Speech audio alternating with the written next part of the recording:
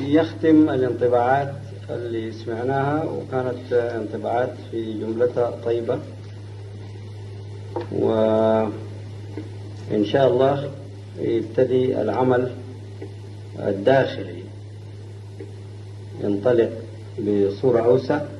الناس الأقباس اللي وجدوها والروحانية اللي وجدوها، وما قال عنه برضو جبريل هسع من مش المسألة بتاعت المنابر هي أن نقدم الأجوبة الصحيحة، هي أن نخرج من أنفسنا التجربة الصحيحة والأجوبة الصحيحة، ودي دائما بتكون بالممارسة. هي المعارف ما حاجة إلا إذا كانت تجسدت في الأخلاق والمعاملات. وأنا أفتكر أنه مفتاح المعرفة الإلهية كلها هي الأدب. ده قلت لكم كثير، وأحتاج أن أقوله كثير إلى أن أراه في المجتمع. أنا أكد لكم أنه المجتمع قليل الأدب تماما. النقطة دي لازم تكون واضحة، ولا يمكن أن تلقوا الله بسوء الأدب. والأدب مع كل الناس يتكلموا عن الأدب مع النبي، وده هروب من مواجهة الأدب مع الإخوان الصغار والإخوان الكبار. اتعلقت المسألة شوية في الأدب مع النبي. النبي ما بيعبد في فراغ، ما بيحب في فراغ، زي ما الله ما بيعبد في فراغ وما بيحب في فراغ. في الناس الحولة، هل أنت متأدب مع الصغير ومع الكبير؟ هل أنت متأدب بمعنى أنه قد يكون أنت بتعرف عيوبك والآخرين أفضل منك، ولا بتنشغل بعيوبهم ويهونوا في نظرك وتكون قليل الأدب معاهم لأنك رافع نفسك مفتش لعيوبهم؟ فالأدب مع كل زول لابد أن يكون بالصورة دي. والأدب علم، ده قلناه، الأدب علم. اللي أنت بتعلم نفسك وحقائره ونقائصه بالصورة الواضحة عندك، أنت بتجهل الناس الآخرين. إذن حسن الظن بهم وأنسبهم إلى الفضل وأنسب نفسك إلى النقص، وده الأدب. الأدب التقدم غيرك عليك بأن تعرف نقائص نفسك، وما دام بتجهل نقائصه هو، إذن حسن الظن بالناس. هذا الصورة دي ما في المجتمع. المقتضى لازم تكون واضحة. الناس إذا كانوا عايزين الله، عايزين المعرفة، يكونوا مؤدبين. والأدب مش مع النبي، مش مع الله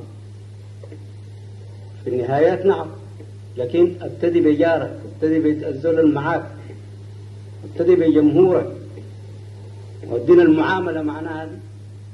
لكن أنت عايز الدين اللي بالدين به الله لتجد الله هو المعاملة، ويقوم على الأدب. فأنا أفتكر أنه إذا كان المؤتمر ده عمل فينا حاجة ودانا شفنا روحية، هي أن يظهر لي أنا في الأدب في المجتمع ده. وأنا أعتقد أنه المجتمع حقه لغاية الآن كون رأي عام، لكن ما مكون الرأي العام. الرأي العام ده هو اللي بيضبط الناس في أن يكون سلوك حسن. الرأي العام معناه رفض لصور السلوك الناقصة. إذا أنا مؤدب وفي واحد تاني ما مؤدب وأنا راضي به وعليه صورته، أنا ما مؤدب في التحليل الأخير. فالرأي العام هو إذن اللي بيهذب المجتمع. الرأي العام ده ما تكون عندنا، ما تكون لأنه الناس ماشيين بعفوية، ما في انضباط، ما في قيم بنضحي في سبيله وبنرعاها وبنديها الوزن الثقيل والوزن الكبير، ما في. وما تغركم يعني المعرفة بالكلام والمقدرة على هزيمة الخصوم، لأن أنا أفتكر أنه العبارة برضو اللي قال جبريل مش هي الأجوبة الصحيحة، هي أن تكون الأجوبة الصحيحة ملكا مش ناقلة، وما بتكون ملكا إلا إذا كنت مؤدب. والأدب زي ما قلنا كان التصوف كله يصفوه بأنه الأدب، والنبي سمى النبوة الأدب، أدبني ربي فأحسن تأديبي بالنبوة، ثم قال خذ العفو وأمر بالعرف وأعرض عن الجاهلين. فأنا أحب أنه إذا كان في ثمرة فعلا مرقنا بها هي دي. وأنا أفتكر برضو لازم ألفت نظركم لدي أنه ما من حسن الأدب أن تمدح الأكبر منك، لأنه لما تمدح الأكبر منك فلان وفلان وفلان كأنك أنت بتقول أنا في موقف بقدر أحكم عليهم. عمليا كده سيبوا مدح الناس، اشتغلوا بأنفسكم. واحد من الأصحاب مدحوه الناس لما قال لهم قصمتم ظهر أخوكم ما أفلح لو سمعوا.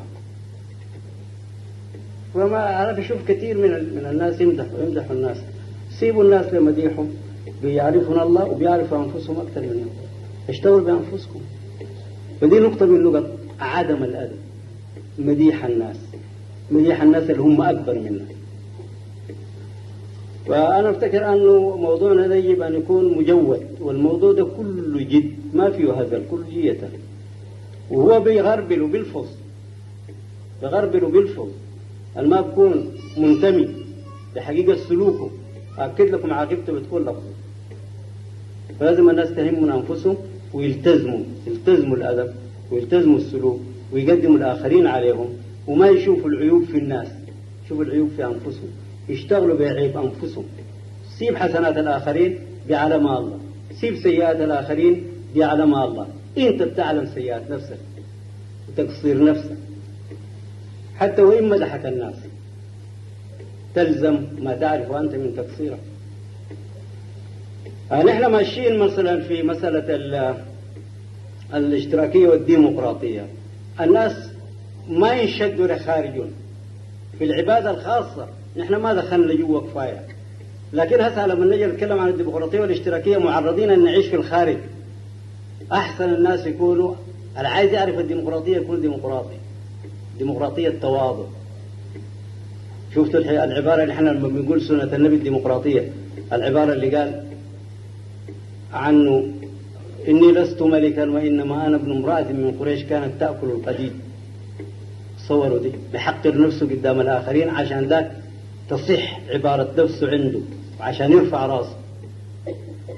العايز يكون يعرف اشتراكية يكون اشتراكي، العايز يكون عنده عدالة بين الناس، الرجال والرجال والنساء يتخلص من رواسبه اللي بتخلوه مقيد.